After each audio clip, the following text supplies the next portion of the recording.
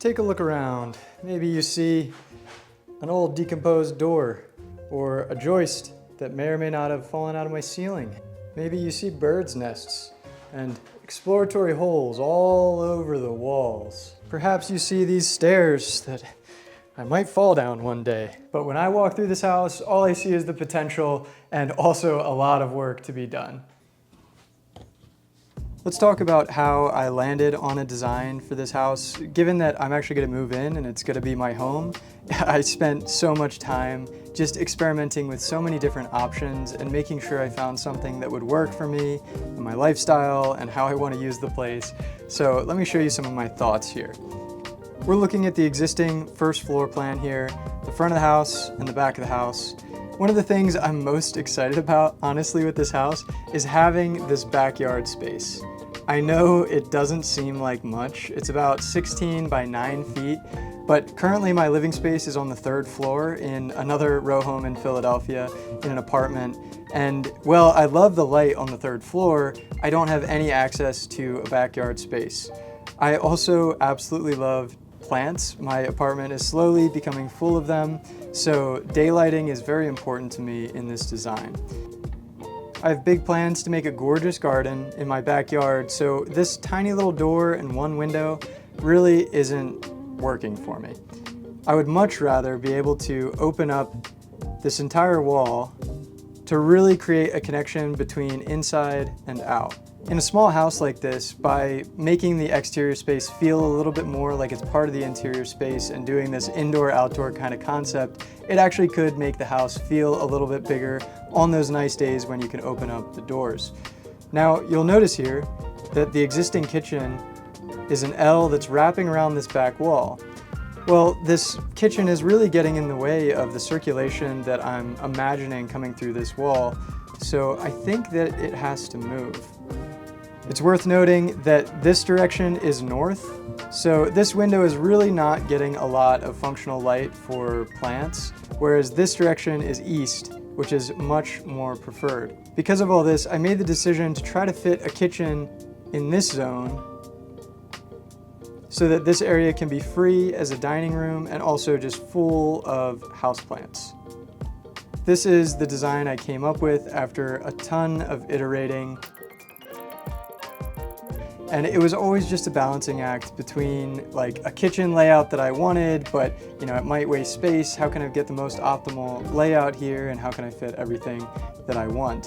One of the big design ideas with this house really isn't that surprising given that it's this long linear row home footprint. It is to arrange the house along a central axis. So the glazing at the back here is intended to read as 3 equal panes, and as you go to the other side of the house, you're centered on this existing window. Along this axis, I started to divide up each space into zones that just made sense given the geometry of the house. So first you have this zone here. This is underneath the existing bathroom on the 2nd floor, so this really becomes a pass-through zone where the ceiling's high here for the living room, and then you pass through to get to the kitchen.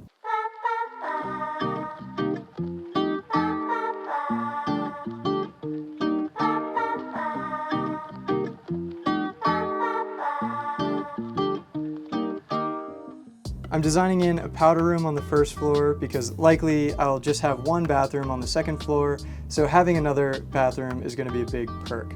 The next section here is the kitchen, and what's really nice is the joists that are running above this kitchen are all beautiful and old, so I would love to expose these.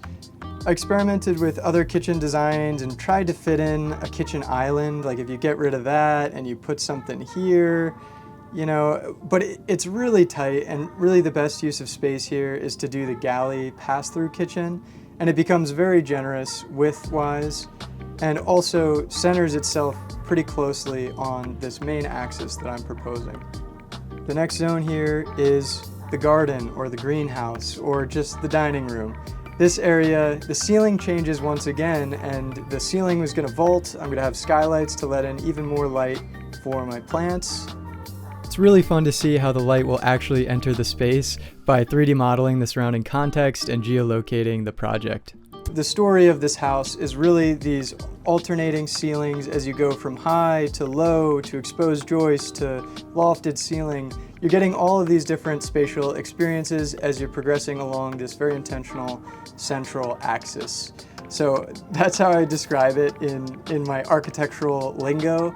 But really, if you look at it, it's just kind of a sensible plan for a narrow house like this. So I'm doing all the architectural drawings to submit for permits for this project. And if you're interested in those types of details, I actually created a Patreon where you can download things like the 3D model I presented last week and all of my architectural plans. There's an 8-sheet document that includes, the existing plans, new construction, demo plans, sections, details, everything that you could imagine. So check out my Patreon for those additional resources. Check it out, look at all this space for activities. Might not look like much to you, but $350 later, I got all my trash removed. Now it's time to make some more.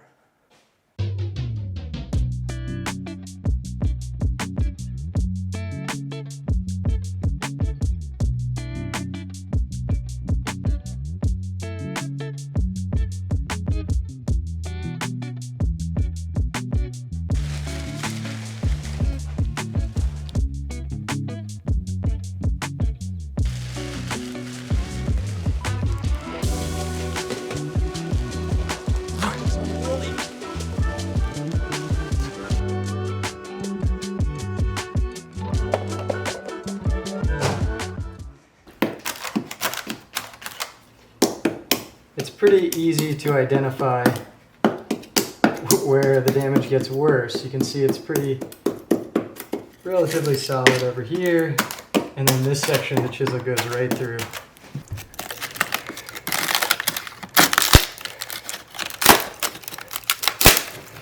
With enough digging, eventually you hit solid material.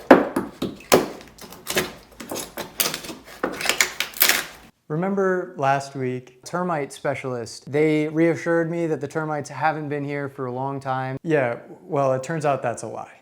Not sure if you can see them, but I found them. They're still here and they're still eating. Gotta get rid of these guys. All right, we definitely have some bad news. You can see how much wood has been removed from my structural wall. So that's no good. I would say that this damage up here on this top plate is really quite deep. It's at least halfway through, if not further. The other piece of bad news is the termites are still active. The termites are here. They're not everywhere, which is good. I just found it in this stud, but that means that they're probably elsewhere too. So I'm gonna have the termite guy come back and do a proper treatment of the place to make sure they're all gone.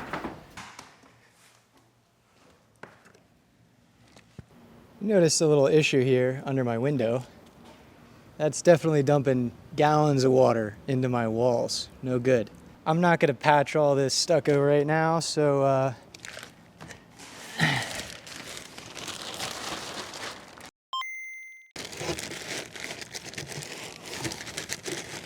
yeah, that should work.